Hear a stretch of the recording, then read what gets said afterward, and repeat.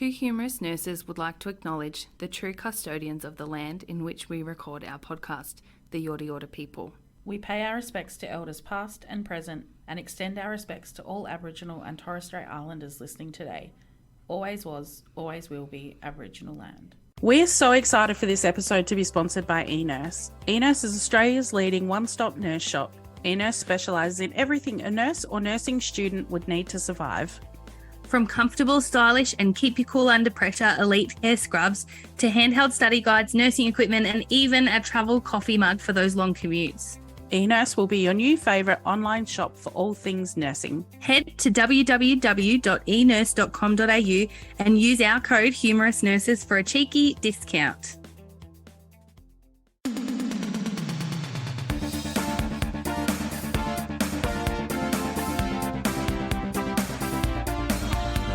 Two Humorous Nurses with Kelly and Alisha. The podcast where TMI is never enough. Welcome to Two Humorous Nurses, where we plan to bring you funny, informal, conversational chat about all things nursing. But not today because I had a baby. Another one. You're a nurse that had a baby. Yeah. It's Alicia's birth story 2.0. You. I'm so excited. We've caught up once and she's like, can I not tell you anything? And I was like, absolutely not. Shut your mouth. Get out of the group chat. So I caught up with Jess. Did you tell her anything? I said, so you want to hear my birth story? She goes, no, I want to hear it on the podcast. I was like, see, she's like full converted now. I was like, what the fuck for? I'm like, don't you want to see my face when I tell you? She's like, oh, go on then. So I told her. Oh. I'm like, oh, wow. She was interested. One less listen now. Yeah, I know. Yeah, it's so funny though. Like the girls are like, they'd rather hear it on the podcast. Yeah. That's where we find out all our information. I know, how funny. It's how everyone finds out about things in our lives. So I had a baby Lachlan 4 weeks ago. Exactly 4 weeks today. Oh, really? Yes. I've left him home with his phone. I was going to say, how funny. When you had Olive, you couldn't even leave her like 2 months after you had her. You had to bring her out to dinner in a thunderstorm. And now you're like, fuck it, see you later, I'll be at your place. Nick's right. He's got 2 of them. Yeah, pretty much. There has been a huge difference. And I'll go into like, you know, a bit of that later, but it's just so nice. And Mick's been on holidays, so I've really had time to sort of enjoy Ollie and enjoy Lockie, and like for Mick's just so confident with him. It's so nice. Yeah, well, he's his second time around realises you can't really break him. Well, yeah, they'll break you before you break them. And he's got this thing that because he did skin to skin, that they've got like this little bond. Yeah, because with Ollie, I don't feel like he ever felt really bonded with her. He didn't. Because you can't do anything when you're a dad. No. Your boobs are useless. Pretty much. I remember him saying when Ollie was born that like he found it really frustrating because he couldn't settle her, whereas I just whack her on the boob and she'd be settled. Yeah. So I can understand and I can sympathise sometimes with the dads. Sometimes, yeah. Sometimes they are just useless, but sometimes they try very hard and still feel useless. But anyway, enough about the dads, more about me. Of course. So I'll tell you. So this pregnancy, we'll go back from the beginning, right? I'm sure everyone was along for the ride. But basically I had horrific pelvic girdle pain. I was on crutches from about between 20 and 30 weeks. I had to stop exercising at 15 weeks because I was in pain. And then from about 20 to 30 weeks, I was on and off crutches and had to stop work at 30 weeks because I couldn't walk. Basically, it was excruciating. Yeah. And after seeing an amazing osteo, which I will shout out, Star Osteo and Wellness, she fucking We're changed hoping my to life. have her on the podcast, actually. Yeah. So Brooke, amazing, like totally changed my pregnancy. She got me within 3 weeks. I was like not using crutches at all, and totally changed my life to the point where I said to Mick, maybe I could go back to work. He was like, don't be fucking stupid. Yeah, you're like, I feel like a fraud. I stopped work, but now I don't have any pain. I'm like, yeah, because you stopped work. Yeah, I know. And there were other things I did, like I stopped lifting Ollie on and off the toilet. I started making her climb onto the toilet. And I turned her car seat in the car, and that changed my life as well, because lifting a 20-kilo kid in and out of the car.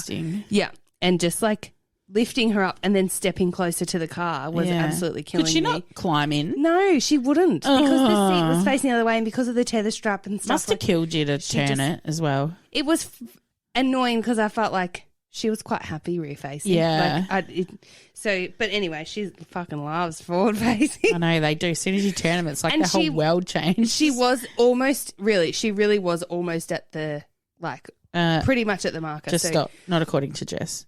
Oh, no, Jess says she can go all the way to the top of the label, but Jess is car seat Nazi. We all know that.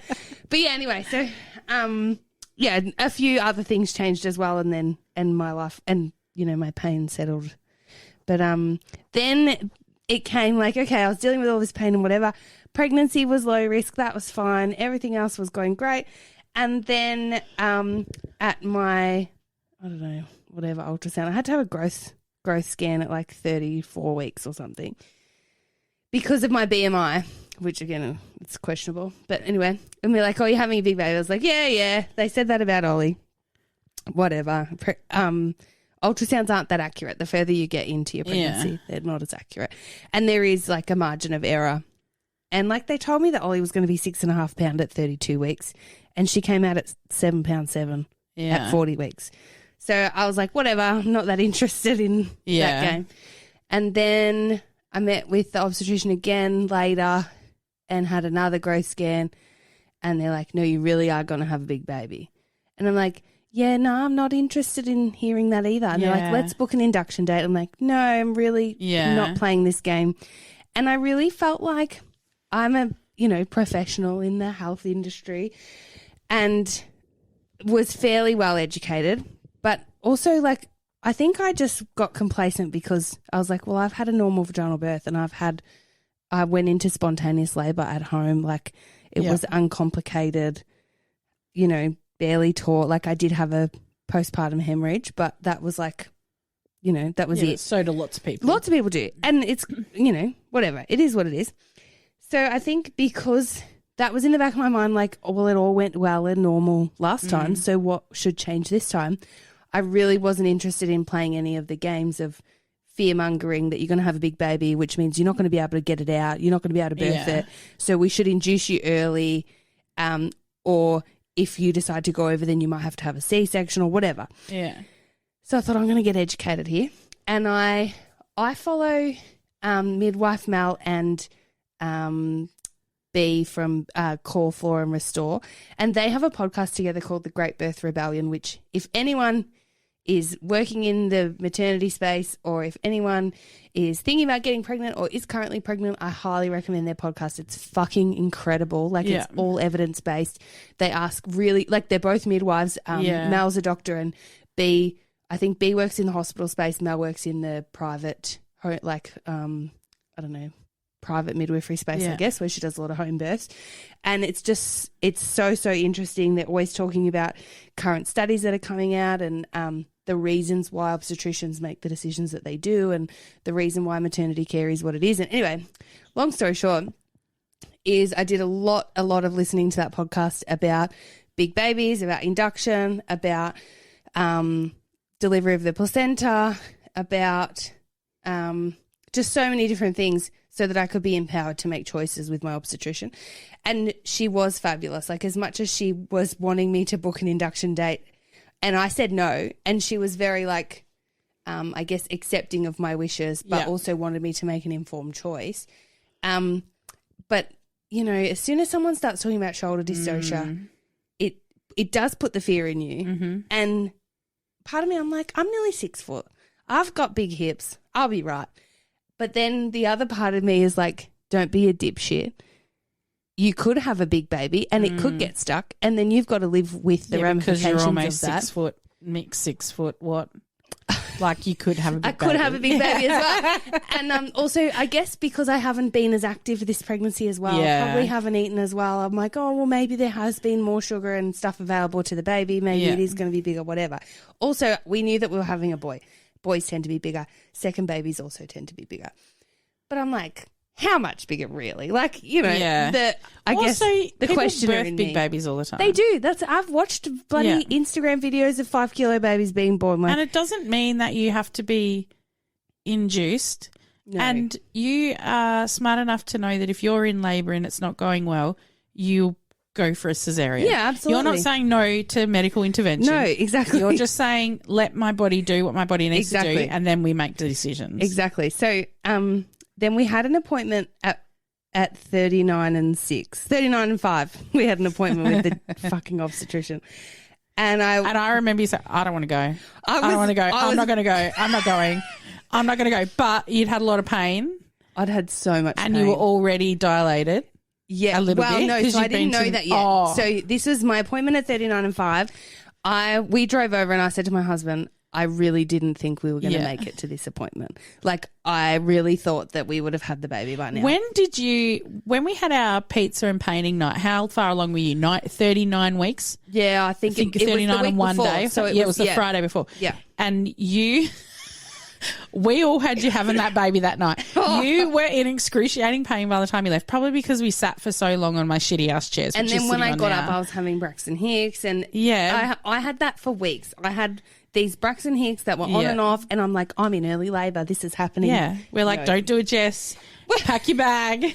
Do not. Do you know, I have to say this. I sent Jess a text message at maybe about 38 weeks. I'm like, I actually can understand how you had a baby on the bathroom floor, because that was kind of running in the back of my head. I'd had days and days of pre-labour, days and days of these stop-start contractions, days and days of the, could this be it? This is it. Oh, no, don't get your hopes up. It's probably not it. Yeah. And it's fucking exhausting, like so draining. And I remember thinking, you know, that night, I got home at like, 10:30, 11 o'clock. And it totally died off. I know, I messaged you and you're like, it's fine, I lied down, no pain. And it's gone. And you're like, you were practically on my floor. We were about to run the bath. I have a big corner spa bath. Sarah's like, I'll run the bath. We'll birth you. Someone Google how to deliver a baby. You've got 5 nurses here or 6 nurses here. Like, you'll be good. Yeah, like, it'll be fine. We'll be your sister wives. We'll do this. Fucking hell. Someone call Mick. Yeah. It was, so I'd had a lot of that. And I remember like, well, if that was it, I would kept telling myself that it was nothing because I didn't want to get my hopes up. But in the back of my head, and so you could totally see why someone could explain that away. Yeah. And then suddenly having the urge to push. Like, yeah, I could definitely see how that happens, especially because of how my birth went. So at 39 and 5, we have this appointment with the obstetrician. I said to her, an ultrasound can tell me I'm having a big baby, but I don't fully believe it because of its inaccuracies. But I would trust an experienced hand palpating the baby, because they palpate the position of the baby every time. Yeah. If you put your hands on me and tell me that you really believe that this baby is going to be big, then I will take your word for it. But I'm like, at this point, I'm not totally convinced either, because I looked in the mirror and didn't think I looked that much bigger than I was. I didn't think you looked that much bigger either. And so I was like, whatever, it is what it is. So she put her hands on me and she goes, this baby going to be big. And I'm like, how big though? So this is the thing. So like, what's a big baby? I know. Someone tell me what a big baby is. So anyway, she's like, this baby is going to be big. I'm not telling you that you're not going to be able to birth it, but at some point there will be a baby that is too big for your body to birth. I'm like, well, that is not fucking helpful. None of this is helpful. But I'd done my research and I hadn't even considered a stretch and sweep. Yeah. I think because most of the people that I had spoken to, you're going to love this, most of the people I've ever spoken to in the last 5 years who've had stretch and sweeps, none of them have been successful. No, exactly. A lot of the time people, they're really uncomfortable. You're not ready. Right, this is the thing. So you're really uncomfortable, they have a bit of bleeding, cramping, nothing else happens, don't go into labour. Then on the Tuesday, this is when I had my appointment with the obstetrician. Yeah. On that morning, Ollie had dance, and there were 2 girls sitting in the waiting room who've both got these little like babies less than 3 or 4 months old. And they were like, just go and get a stretch and sweep. And I'm like, nah, fuck that. They don't work. Both of them had stretch and sweeps with both of their babies, and their babies were born the next day, right? And I'm like, whatever. I don't care. I'm not playing that game either. Anyway, I did all my research about stretch and sweeps. And I said to Mick that I'd get one. I'm like, I think if they tell me that this baby's going to be big and they're really concerned, and because my priority is to avoid an induction. Correct. I need to be in the bath. I want to be able to be mobile while I'm, and I do not want to be like forced into having an epidural, because I feel like a lot of women who have an induction, the pain is so much worse, so much more intense, that then they feel that they have no choice but to have an induction, an epidural. And if you're going to end up with possibly a shoulder dystocia, Come on, Kelly, get your words out. Anyway, you know. What Shoulder you're talking dystocia, yeah. about. If you have an epidural, it would be so much harder to push Yes. through that when you can't feel it. I don't know, never had to push, never had a, you know, but I have had an epidural and couldn't feel my feet. Mm-hmm. And I can't imagine what it would be like. Knowing in the emergency birthing course, the only thing I remembered is how to fix a shoulder distortion. Yes. Yeah, that's literally one of the only things that like I remember. you need to push. Yes. So how would you do that with an epidural? Exactly. And I think for me, I know that if my baby's going to be big, I need to be able to get into positions that are going to open my pelvis, right? Yeah. Open the pelvic inlet, open Which the you pelvic can't do outlet. if you can't which you move your really can't do if you feet. no. And so those were the priorities for me. Yeah. I want to birth this baby on my own, like naturally, with as little intervention as possible, as safely as possible. Obviously, if there are problems, and this is like what I'd been saying the whole time, there is a point where intervention is totally necessary. And I'm totally willing to accept that, but not intervening Before. to prevent an intervention. That's not my game. So anyway, I'm like, stretch and sweep.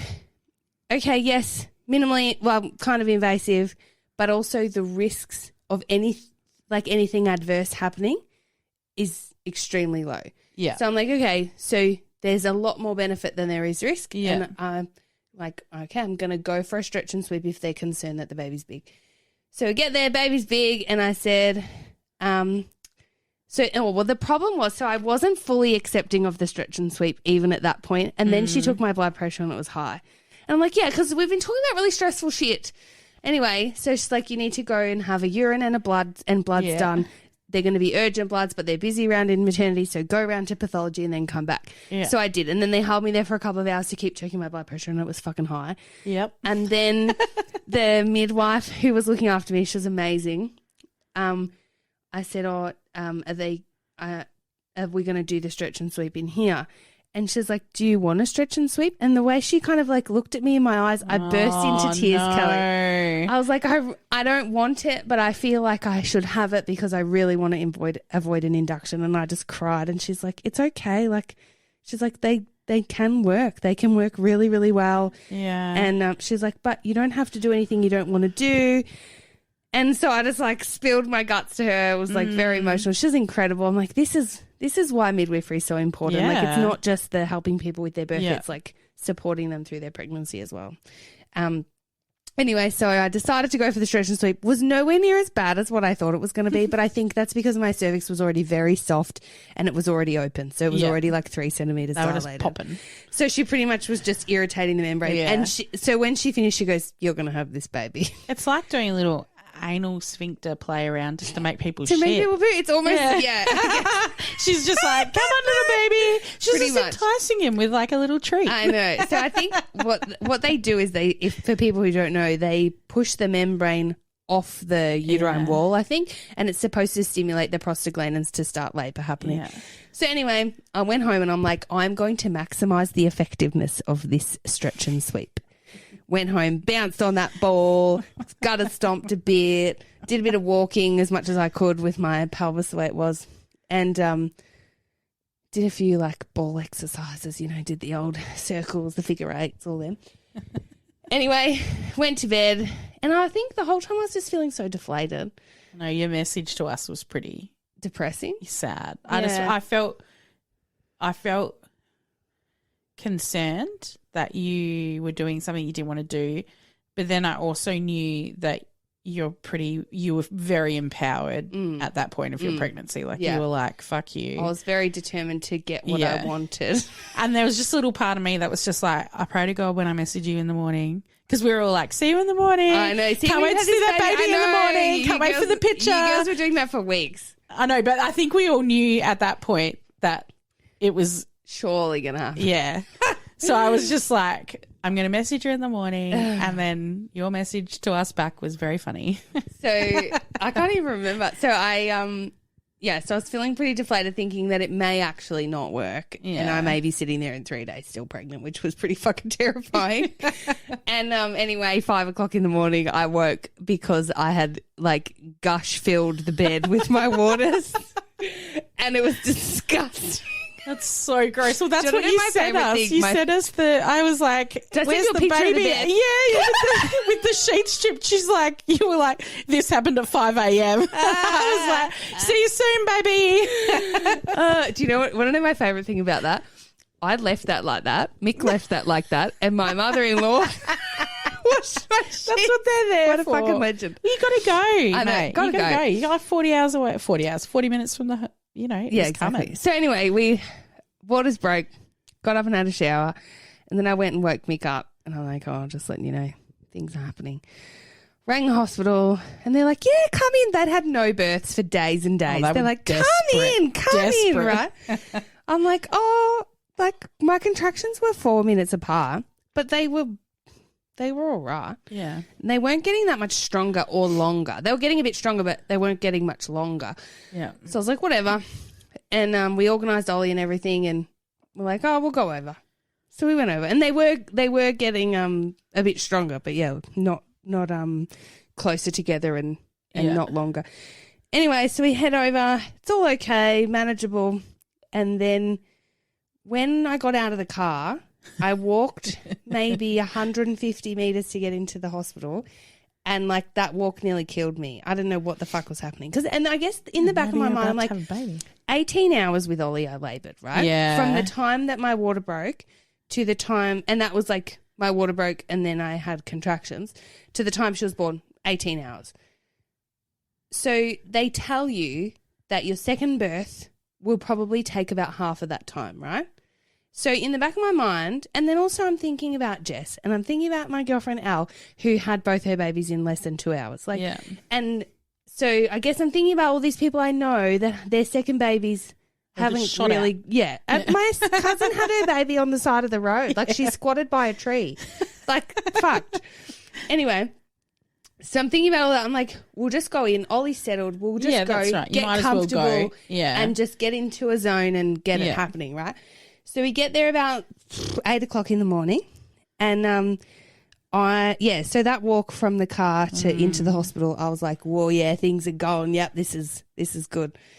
Get in, get settled, get cannulated because now I'm a PPH risk. Fucking 18 gauge cannula that took them 2 goes to get. Come on. Ooh, 18 gauge. I'm like, really? Come on. Anyway. It's excessive. Yeah, You can run anything through a 22. Yes, thank you, Mr. Steve. Exactly. And that's the other thing that goes through my head. I'm like, do you know how quick you can give blood into a 22? But anyway, I give blood into 22 all the time. Yeah, exactly.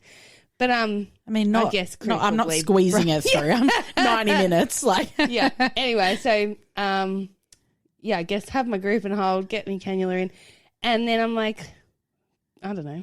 It's been probably 2 hours. I'm like, oh, can we start filling the bath? Because I know it takes fucking 2 hours to fill that bath. It's huge. Start filling the bath, and they get the gas ready, and I'm like, oh yeah, things are going. Then I get in the bath, and it dies. Like it's like 2 or 3 contractions in 10 minutes. Did have you had any VEs or anything at this point? No, nothing. So the midwife was great. You know what she said? Good. She goes, I'm not into asking you if you want pain relief. I'm like, okay. She goes, yep. You'll let me know if you want something, surely. Yeah, damn straight I will. So, I'll be like, no where's worries. the fucking Bethany? And then and I said to Mick, I'm surprised I haven't had any VEs. And he goes, oh, well, you know how things are going, and they probably know how things are going. He's like, I'll give you a VE. Oh, you know. It's so funny because so when I asked him a few weeks before the birth, I said, how are you feeling about the birth? He goes, yeah, good, but if they tell me to sleep, I'm going to sleep. You're like, it's not about you. I'm like, is that your priority in that moment? Like, so I got so mad at Cam. Of all the reflections on the birth with Ollie, your biggest disappointment is that you didn't get to sleep in 18 hours. Do you know how hard that would have been for him? Oh, fucking hell. But it's just so funny because I'm like, so no worries about the birth. Like, you just want to make sure you've had a good night's Have a sleep. good Anyway, nap. Pretty funny. Jingle bells, jingle all the way to enurse.com.au because every nurse needs e-nurse. We need accessories, we need scrubs, we need footwear, we need equipment. So if you have a nurse in your life, why don't you head to enurse.com.au and have a look at their range of accessories with fob watches, coffee mugs, because we all need a travel coffee mug, utility pouches to keep those scissors, pens and educational cards in, and of course Christmas scrubs. Fun Scrub Fridays aren't fun scrubs unless you've got your Christmas scrubs. So head to enurse.com.au and check them out. Don't forget our code Humorous Nurses for 10% off. Yeah, so and we've contacted this time. I actually remembered to contact my student. April. I was literally just about to ask, was April there? So I did contact her, and she came in, and then when things kind of started dying off, I'm looking at April like, I'm sorry, I feel like I've wasted your time. I don't know what's going on here, and I think it was probably a couple of things, but the first thing I kept thinking was, when I was in the bath, I'm like, I feel like I need to get out to get things going, right? Because I remembered with Ollie, getting in the shower sent me through the roof. Like it really sort of made things move a bit quicker and made the labour more intensive. And anyway, so I got out and I went and laid on the bed, just like on my side, and it all just kind of went away. And the midwife was like, do you want to go home? And I'm like, it's fucking 12 o'clock now, right? And things are fizzling in and out, like off and on, not much happening. 3 contractions in 10 minutes, like if pretty you have manageable. to drive down that bumpy Echuca road, I'm going to be in labour before I get home. So then I was like, no. And in my head I'm going, no, bitch, because this is going to fucking happen. Yeah, no, I'm going to push him out whether he wants it or not. But I think because I had, I'd done so much work before, like with Ollie, mental work on the birth. Yeah. And then again this time, like really honing in on getting into a meditative state, really like focusing on relaxing, because the more you relax, the more oxytocin can flow, the better your contractions can be, all of that shit. Yeah. But I think I was I was trying too hard. Yeah. And my body was like, you're a dumbass. So anyway, she's like, do you want to go home? I was like, no. But I said, like, to my student, April, if you got shit to do down the street, like, you go and do it and I'll message you if things change. So she left and I said, I'm just going to go for a walk, because that walk from the car into the hospital made me feel like I was going to have a baby within an hour. So I'm just going to go for a walk. So this is 12 o'clock. I go for a walk. Within 10 minutes, so we walked literally like outside the hospital to the old emergency entrance. And I was like, Mick, we got to go back. I like couldn't breathe through my contractions. They were so painful. So I'm like, we need to get back. Then I get back. I'm like over the ball moaning. Michael calls it summoning the ghosts, because it's so funny because I can hear myself doing it when I'm in labour, but I can't stop it. Like it's not like, and I don't want to stop it either. I'm like, still so good. This is literally what I do.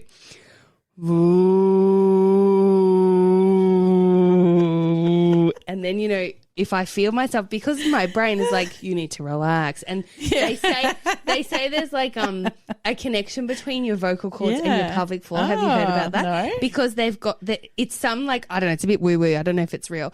But I actually haven't done enough research about that one. But they say that if you open your vocal cords, so by opening your vocal cords, making that like really low pitch sound, it's like makes a connection to your pelvic floor, which then makes it open somehow. Well, it's possible. Anyway, it's like I don't know, some sort of mind-body connection, I guess. Anyways, and then also... Or your chakras, maybe. Well, I don't know. And then also, like, when the whole, like, I guess for me, the preparation of birth was like, I need to allow myself to open and relax and be calm to promote that oxytocin flow and really, like... Because oxytocin is the birth hormone, like it helps your uterus contract effectively, and it's like good for you and good for the baby and whatever. Also helps your labour progress. And the enemy of oxytocin is like cortisol, like the stress hormones. So, and adrenaline. Yeah. So then as soon as, but pain causes cortisol and adrenaline. So I guess when I'm having a contraction. But does increased oxytocin help reduce I would pain? think so. So that's So if why, you could stay calm, you could reduce pain. yes. But So that's why they say that doing hypnobirthing and calm birthing, you can have a pain-free birth so because this makes me want to have another baby Oh, just so I can go it's through it. But I so absolutely fucking do cool. not want to go through so it or have another baby. so when I'm making that summoning the ghost sound, if I hear with the pain, my voice will go up. So like with the stress, so I'm going, ooh, and then I force myself to bring it down. So this whole time I must sound like I'm doing this. Ooh. Really, because every time I feel myself getting that stress sound happening, then I force myself to bring it back down. Anyway, so here I am summoning the ghost, and then it got too much. Like I wasn't coping. I was using the gas, wasn't coping. I'm like, now I think I can get into the bath and that things will keep going. Yeah. So I'd been back about half an hour and my midwife rocks up and she goes, "Oh, you're back." And I'm like, woo, like over this ball, mooing. And she's like, "Oh, this is good. This is what we want, you know." And she was saying that she thought that the baby's head just probably wasn't applied to the cervix properly, and that's why you won't progress. Yeah, and she said that walk's probably just got him right in the right position. Yeah, and now things will happen. Yeah, and so then while I'm over the ball, she goes and gets a bluey and puts it between my legs. I'm like, "What the fuck is happening?" Like, am I about to have this baby? It's been half an hour of like established labour. Yeah. Anyway, she must have realised that she couldn't see anything, so it was okay. But she was like opening cupboards and opening packets of shit. I'm like, I think she thinks this baby's coming. Yeah, you were very convincing with your mooing. Well, there was a minute there where I felt pressure, and they say when you feel pressure in your butthole, then then they think the baby's going to come. And there was a moment of pressure there, but then it went away. So anyway, I got in the bath, and then things started really ramping up. You're going to love this. This is my favourite part of my whole birth. So. Did you shit in the bath? No, so much better. Oh.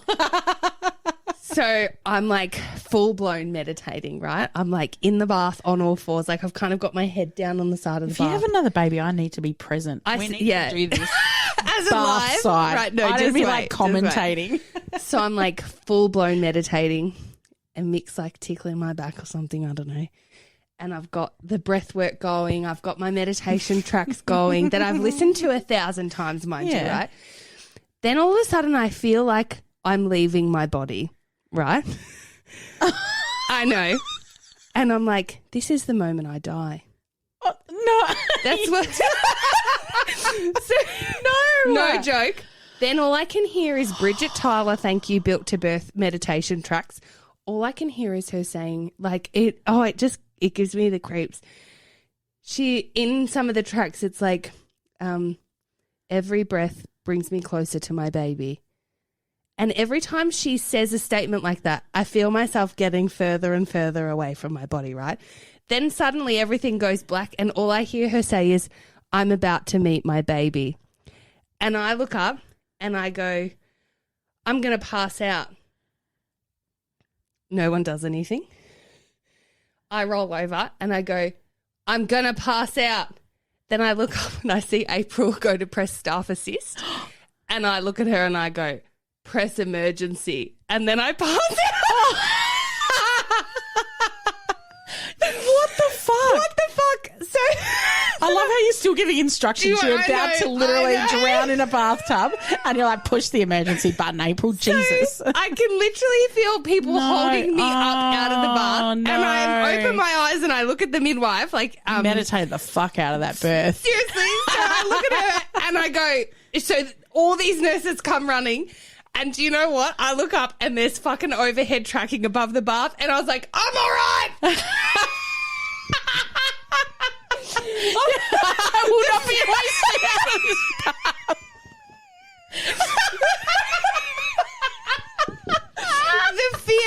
The fear of being naked hoisted out of this bath by 6 people was enough. Oh my God. I can't. Could you just imagine legs wide open, pregnant, going, "What the fuck is happening?" Dripping water everywhere like a little whale being hoisted back into the ocean. That was enough. I felt myself like forcing my eyes open. And so then she goes, God. I think we might turn the gas down. Maybe put on something other than meditative tracks. So like, do you know what? Are you okay? Did you just drop your blood pressure? I have no fucking idea what happened. They think I just went a bit hard on the gas, which I'm like, I don't know. My cheeks hurt so much. I'm sorry I laughed at that. No, that was so really funny. though. I know. And it's still like it was funny to me imminently. Like, imminently. It was immediately is the word I was looking at. Yeah. So and then I said to Mick, "What happened?" He goes, "I don't know, but I was watching you thinking, fuck, she is nailing this." Meanwhile, he had no idea what's going on. He's like, look how calm she is. Yes, you go, girl, you go.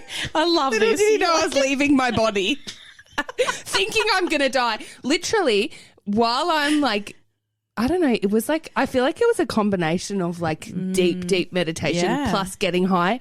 And that's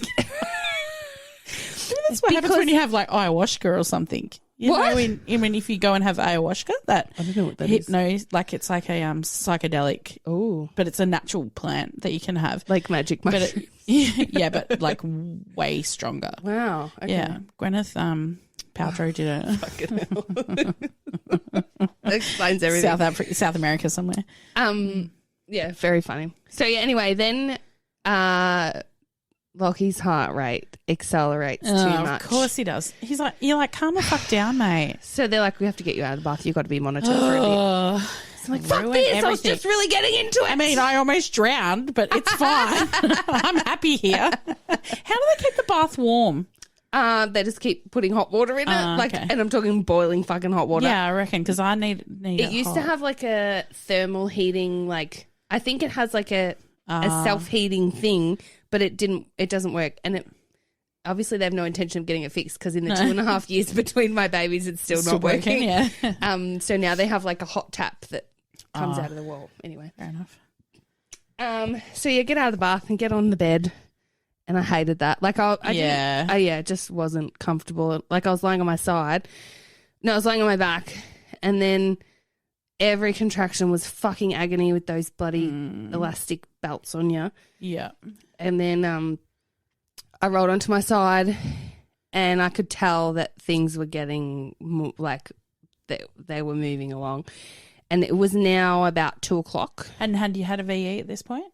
Oh, so I had a VE before I went for a walk. Oh, yeah. And I was 5 centimeters. Okay. And I was like, yeah, annoying. That's annoying. Yeah.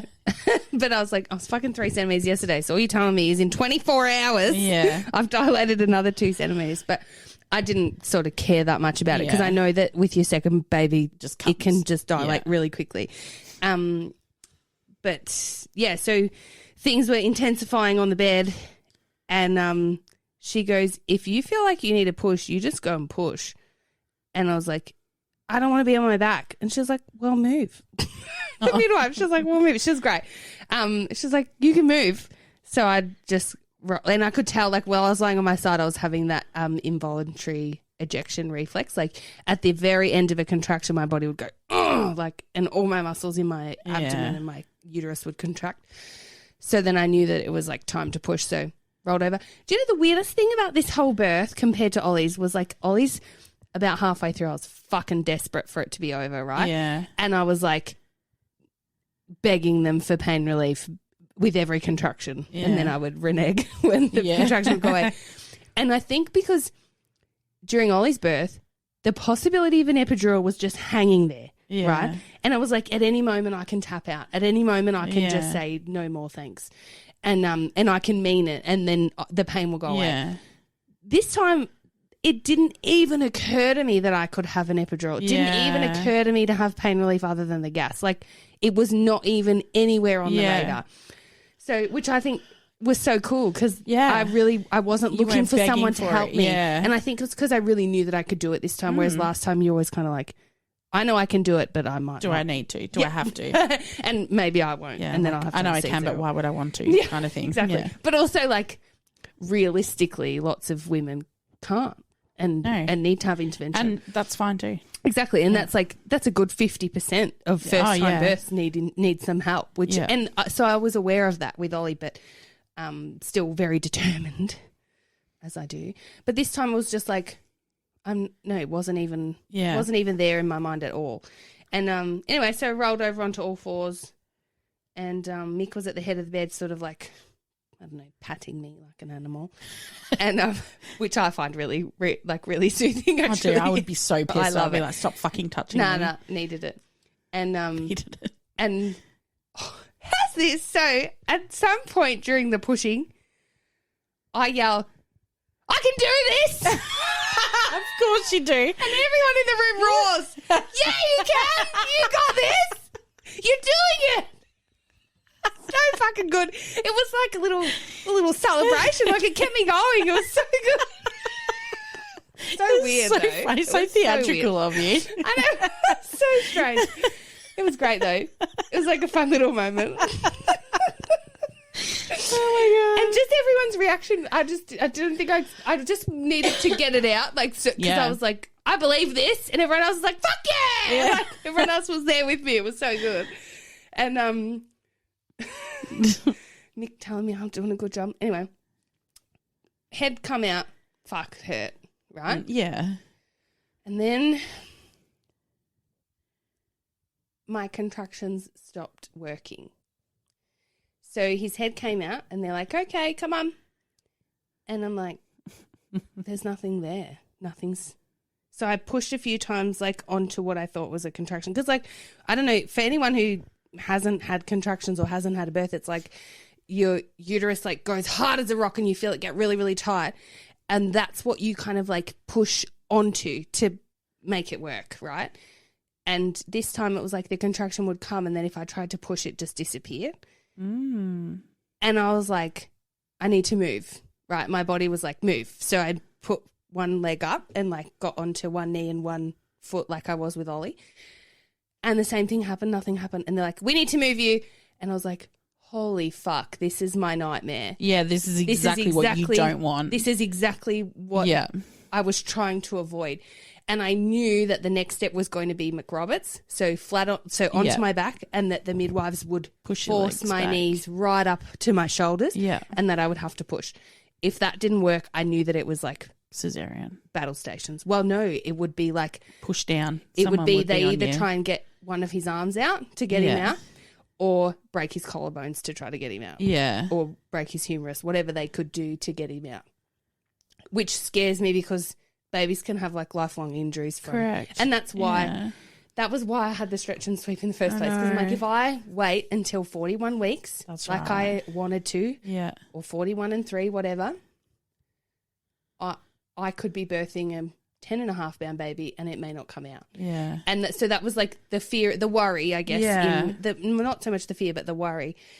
So anyway, they get me onto my back and they were brilliant. Like, I'll say my birth plan literally said, don't fucking touch me. Like, almost in those words. Like, I think you showed us a picture of it. Yeah. It was like, it's highlighted. No one is to touch me. I think because when you go, I felt like, I think you said without explicit consent. Yeah. Like, I reckon you wrote those words. Did. I said, like, no one's to manipulate the baby while I'm pushing without explicit consent.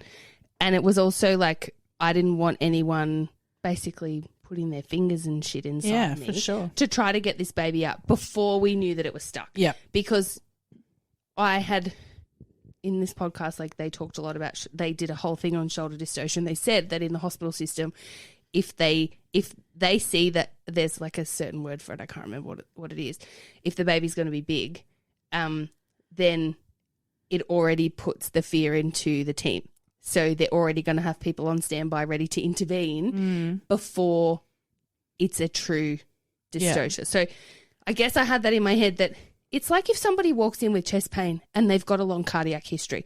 Well, you're going to whack in an 18 gauge and take a fuckload of bloods and you're going to do more things than you maybe are necessary. They might just have reflux, right? So it's like... they might just need a pink lady. Exactly. So I guess in my head I wanted to kind of protect myself and the baby in case the medical system wanted to have its way with us before it was actually necessary. Yeah. So the team was brilliant. Like I think probably I went into this birth really defensive. Like, Yeah. and I didn't want to be like that. Yeah. But while I was pushing, I could feel people, and like while his head was out, I could feel people doing things down there, and I would literally be like, "Who's touching me? Why are you touching me?" Like I was getting kind of aggro Yeah. towards the end, but they were great, and they were like, "It's just April. She's just putting perineal pressure so that you don't tear." And like that explanation was all you great. needed. That was all I needed, and I was like, "Fine." And then later again, "Who's touching me?" Yeah. But it was fine. Like it all went well. And Mick said, he's like, you could tell that they respected you and your body by the way that they spoke to you. You just needed an explanation. That's all, exactly. Yeah. Or just say, "Hey, I'm just doing this," and then they were better all at about that. communication. And because nothing worse when you're on all fours and there's 3 people standing behind you and you can feel somebody with their fucking fingers inside you. Anyway, so then I got onto my back. They got me into McRoberts, and within 1 or 2 pushes, he came out. Thankfully, so not a Was true. it painful?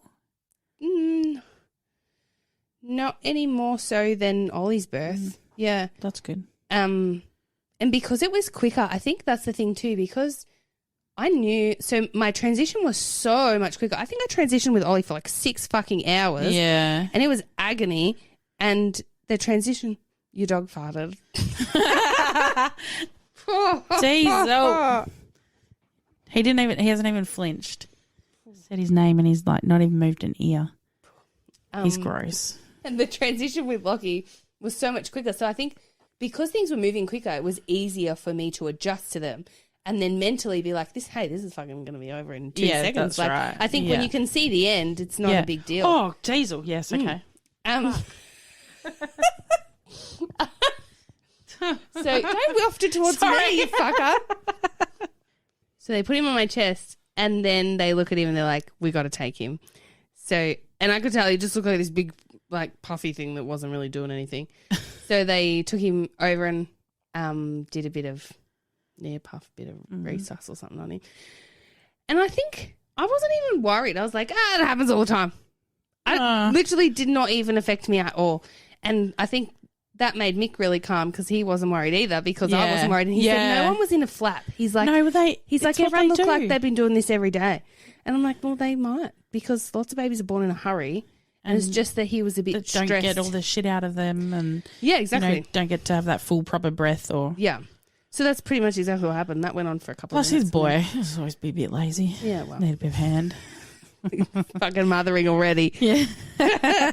No, so anyway, he come good and then I got to have a bit of skin to skin and the delivery of the placenta is like, it's just like you've had this awesome birth and then someone takes a giant turd on your chest. That's literally like how I feel about birthing the placenta. It's fucking shit. It's horrible. It feels gross. No one talks about that. No one talks about it. And I'll tell you why. Because it's wrong. Whatever happens with the placenta, I don't know enough about it. Why can't it just dissolve in there? Why do you have to It's a birth? way bigger question Baby than I'm willing should to just be answer. born holding it. Yes. Like, take your suitcase with you and get the fuck out of there. Exactly. So the baby's born, they cut the cord, and then it's like the midwives start looking at the clock. And you can see that they feel, based on evidence and hospital policy, that this placenta's got to come out in a But certain if you time frame. physiologically just let it come out, how long will it take? Well, some people, I've read that some women, it can take days. Although They do these women get that infections. lotus thing. Yeah, lotus Yeah. birth So there's a few, I don't know, this is definitely not scientific, but I do know that some people can have a physiological placental birth and have no complications. Yeah. But for some reason people have studied it. Yeah. And physiological birth has higher instance of postpartum hemorrhage. Yeah. Okay. But that's probably so does confusing them too. yanking it out. Yeah. So then there's like other things that they do. So they're supposed to put fundal pressure. There's a difference between fundal pressure and fundal massage. Yeah. Fundal massage is basically digging a fist into you and like rolling it around to try to get the uterus down. And then fundal pressure is just to like feel for tone and to help it occlude the wound that the placenta leaves, I believe. This is, correct me if I'm wrong, people. With Ollie, I wanted to have a physiological birth, placental birth. Yeah. But the problem is you birth the baby and then it's like they are in a hurry to get the placenta out and they're inspecting you for tears, like with giant dry swabs, jumbo swabs. Yeah. And it's like, what part of this is supposed to be, like, you're literally supposed to treat the birth of the placenta like you're still in birth, like trying to relax, trying to promote that oxytocin. Yeah. You do get these afterbirth pains that your body's response to expel the placenta, which also feels like another 7-pound gooey baby. Yeah. Like, the whole thing is kind of, it takes the shine off. Yep.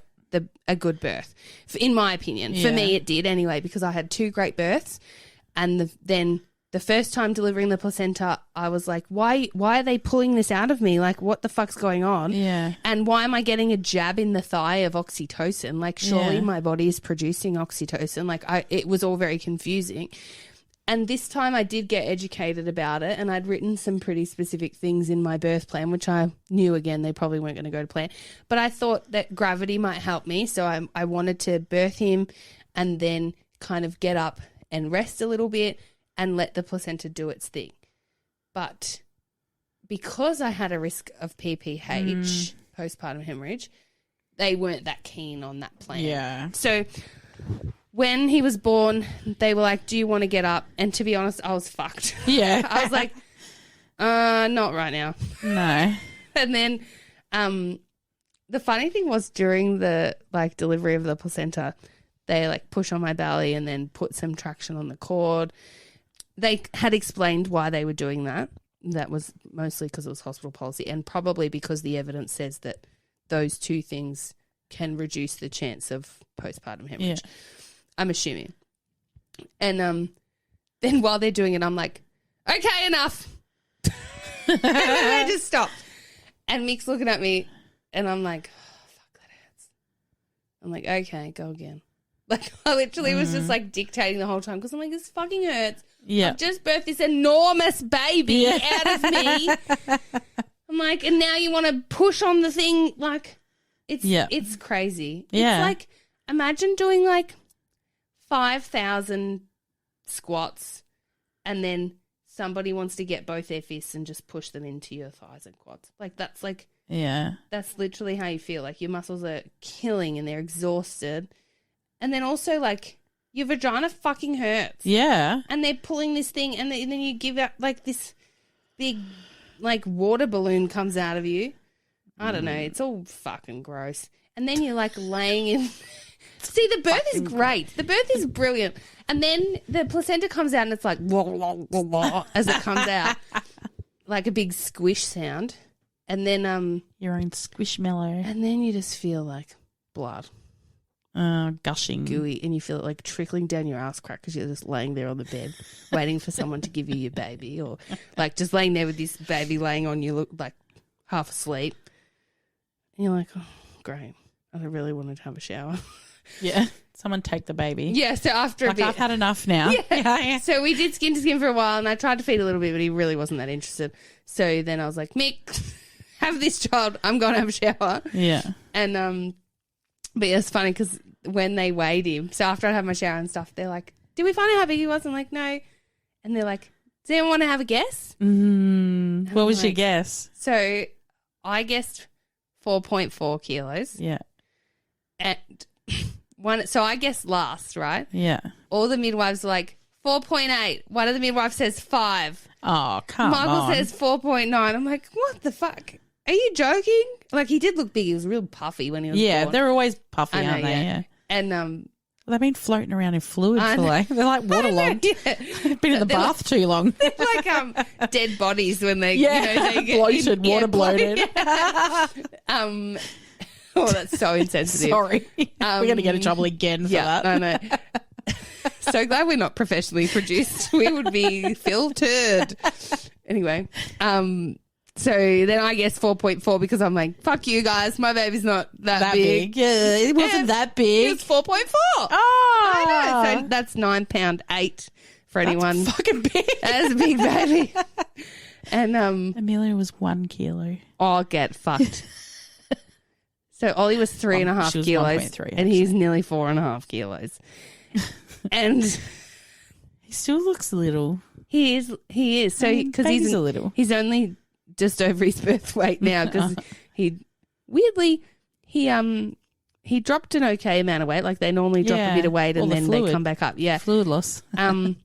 But then we had our 2-week check, and he's been feeding like a freaking monster. Although he does have really long periods overnight of like 6 hours, which I'm not mad about. No. But then they're like, he hasn't gained enough weight. I'm like, get fucked. Go away. He's First of all, fine. you're telling me he's too big. Now you're telling me he's Right. not gaining weight. He's Right. feeding, he's eating, he's sleeping. I know. Piss Like off. good wet nappies. I'm never coming So- back to a child health nurse. Listen, I did literally- one visit and was like, fuck this. This is you're shaming me and my young baby. It's so bizarre, the maternal and child health nurse world. And I you know, if anyone's a maternal and child health nurse out there, I'm Prove us sorry. wrong. Prove please us prove us wrong. wrong.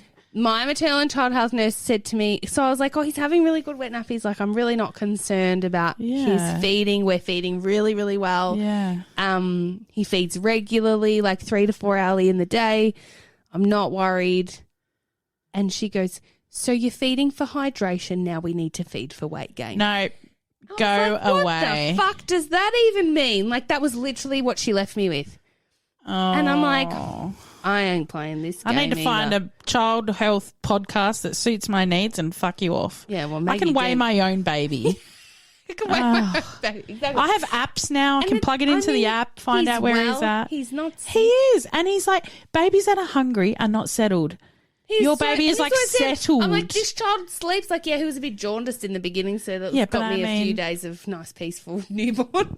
But he was like, we fed it out of him. They say feed frequently, fed frequently, not jaundiced anymore. Looks well, eating and drinking. I mean, you know, drinking, Yeah. peeing, sleeping, content, baby.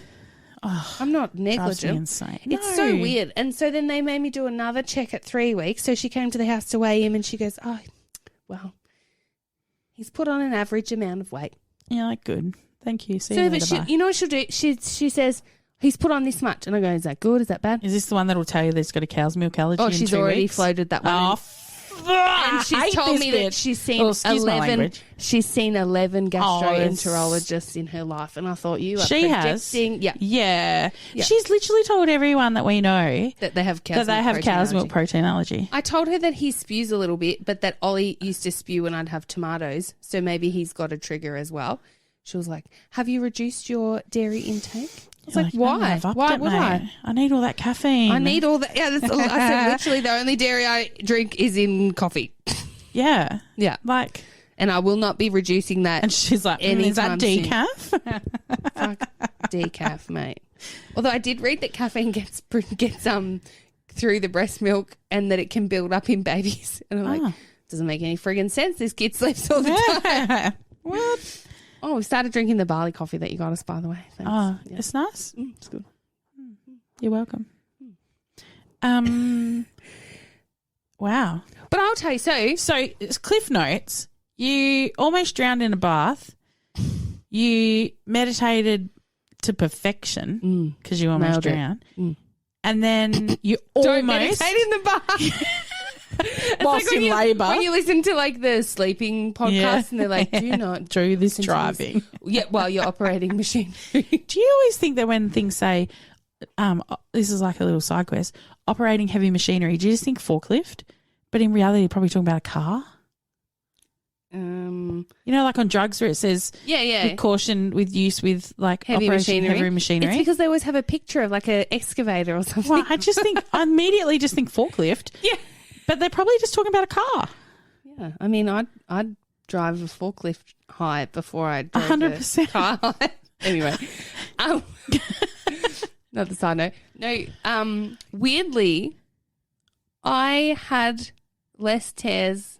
Like With this big so, baby. I had two tiny little tears. That McRoberts maneuver, maybe everyone should just get it. No. Open you up Definitely nice not. and wide. Pff, Definitely spit not. it out. No, Sneeze. but he definitely didn't squirt out like Ollie did. He didn't shoot out. And that was the but other that's thing. because he was fucking 10 pounds. Well, yeah, so nearly 10 pounds, yeah. So then a couple of funny He was a things, big actually. I baby. need to Did you go back and consult tell them, my oh, phone. yeah, you were right?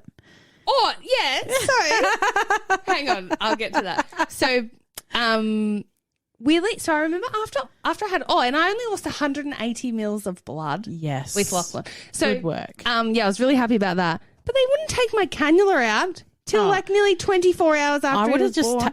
I would have just been like, oh, I hooked it on a towel, soz. No, because it.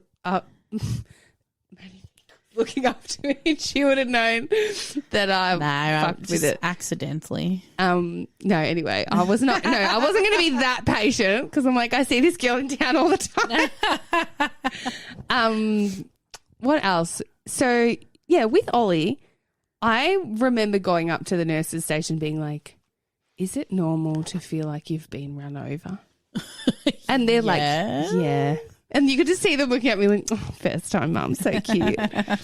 And this time, I was like, is that kid, like, did that happen? Is he not in me anymore? I'm like, I knew he wasn't in me. I was fucking free, mate. I could move. From the moment he was born, I, like, shot out of that bed, walked myself to the shower. Like, it was great. God, hormones are fucking crazy. Crazy. Blows Also, my I think he was putting pressure on a lot of shit because something I failed to mention is that probably for the last 2 weeks of my pregnancy, anytime I got in a certain position in bed, my entire left leg would go numb. And my entire left leg goes numb most days. oh well, you're just It's like a sciatic nerve. Or Well, this is something. so I'm pretty sure Yeah. he is like pressing on nerves and stuff because he was a decent size. I'm sure. Oh, really? And- Was he? Yeah, so I'm sure that he was pressing on things he wasn't supposed to. That wolf head But of his. yeah, I had a bit of paresthesia towards the end. Like, So yeah, it was funny because I was like desperate to get out, and the midwives were like, "Oh, we haven't had a birth in a while. Just Like hang we're out in with no us." hurry to get rid of you." And I'm like, "Oh, well, I mean, I've got a 2-year-old at home. Like, I probably should. She'll lose her shit if I have 2 nights away. Like, I probably should go home." And they're like, "Well, you just take your time making up your mind." I'm like, "No, I'm going to go home." They're like, "It might take us a while to get the paperwork together." You're like, hurry the "Fucking fuck hell." up. You got nothing else to do. There's no babies here. Yeah, I know. No, it was fine. They were great. The food was shit, but No, just Uber Eats it. I nearly did. I nearly ordered a Domino's because they're across the road. But no, I just put up with it. But yeah, it was really liberating. I felt like as soon as he was born, I could move. Occasionally, I still get a little bit stiff. Like I think it'll take a little bit for my body to fully get used to him not being in there. But Well, yeah, it's been great. I just yawned. Sorry, that was rude of me. Keeping you up, Emma. Yeah, well, actually, So one of the midwives the next day, I said something. What did I say to her? Oh, I can't remember. I said something, and she goes, "Well, you did birth a small toddler." you're like, oh, I'm like, he's not that big. stop body shaming my baby. I know. So funny. Do you know when that midwife, when that child health nurse told you that he wasn't gaining enough weight, you should have said, everyone else told me he was too big when he was born, so I just made him lose weight. I just put him on a weight loss plan. Did it work? Oh my God. Should have said that. Do you know that It's always actually? good to say in hindsight, isn't it? Weirdly, because like we've talked about this on the podcast before, but like about, you know, body image shit and baggage that I carry, you know, as a mum now, and my relationship with my mum was full of body shaming and full of restrictive diets and bullshit. And so I elected not to put his weight when I announced his birth on Yeah, I Facebook, noticed that. Yeah. because the first thing, and I love my said, dad what to a big death, baby. his first comment was, "Did he rip you in half?" I mean, I'm pretty sure one of my first comments was, "How's your vagina?" Which, and I know that comes from love, but I could just see Yeah. people going, "Whoa, big baby! Oh, what a big boy! Yeah. Oh, he's going to be a booby monster!" Whatever. Like, Yeah. I just couldn't be fucked dealing Yeah. with people's perception of like, yes, okay, big baby, but in my mind, Also normal. also normal, completely normal. totally within the realm of normal. Yeah. So, I mean, different if I had a 13-pounder, yet big baby. Yeah, that's 9 right. pounders still totally, 9 pound Normal. 8, totally normal. Yeah. I was 8.5 pound. The difference between him and Ollie is less than is 900 grams. Wow. When you put it like that. Yeah, not a big difference. Nah. So in the grand scheme, Yeah. and like it took her 3 weeks to get into newborn clothes because she was born into 5 zeros, and he was in newborn straight away. Yeah. He probably could have just fitted into a tiny baby suit, Yeah. but really not No. huge. No. So He fitted into newborn for a reason because he was a newborn. yeah. Leave the kid alone. Leave the what? Kid. Oh, Did I not say that? that sounded like you said "geared." Oh. I'm tired. But yeah, I'm like, I didn't want people's like, I guess perceptions of No. Of And huge. that's fair enough. to impede on my beautiful newborn bubble. Yep. Yeah. Yeah. I mean, he's gorgeous. He is gorgeous. And Yeah. Ollie met him the next day. Those photos are very cute. Ew, it was so good. I took a video of the whole interaction of like when she came into the room and she was like, "Baby, come out." Like, yeah, he's come out. Yes. And now she says it all the time. She's like, "Lockie, come out, Mum." I'm like, yeah, he came out. When I came over to meet him after work, and I sort of went up and talked to Ollie first because I know it can be. I know my brothers, they hated not being spoken to I first. do feel sorry for her when people come over Yeah. and they just want to hold the baby. And Well, sort of. I mean, to be honest, she's never interacted with me that much ever. Normally she's like, "Kelly, no." So it was nice to have a conversation with her. And then I held Lachlan and she's like, "That's mummy's baby." She's straight over. She's like, "That's not yours." I'm like, "Yeah, I know, mate. You can keep it." you should see I her don't want now. it. People in the street want to come up and look at him. She goes, "Don't look at him. That's my baby." Yeah. She was like, "That's my brother." And She's I'm like, very "Yes, it is." assertive. Yeah. I wonder where she gets it from. Oh, mate. It's her behaviour. I'll say she was great for the first few days and we had newborn photos done and she was so gorgeous with like our newborn photos and stuff.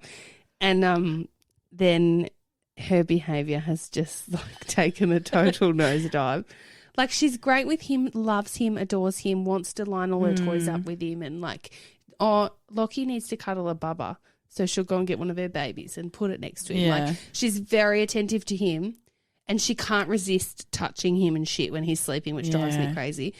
But and just wants to help with him and everything. But her behaviour with us Yeah. has deteriorated. Yeah. And like every single no is a like 10 out of 10 tantrum at the moment. And like bedtimes have taken Yeah. Well, because a she's really got no difficult. control. And this is it. And And she's she knows. yeah. I mean, when you said that Snapchat the other day about the cake, when I go to the fridge, am I going to see something missing from the cake? And she's like, "No." And you're like, "Are you sure?" But then there wasn't anything missing from the cake. No, there wasn't. Disappointing. Surprisingly, she had stuck her finger in it. Oh, yeah. But she had. I expected her to have taken a whole handful. Of Yeah.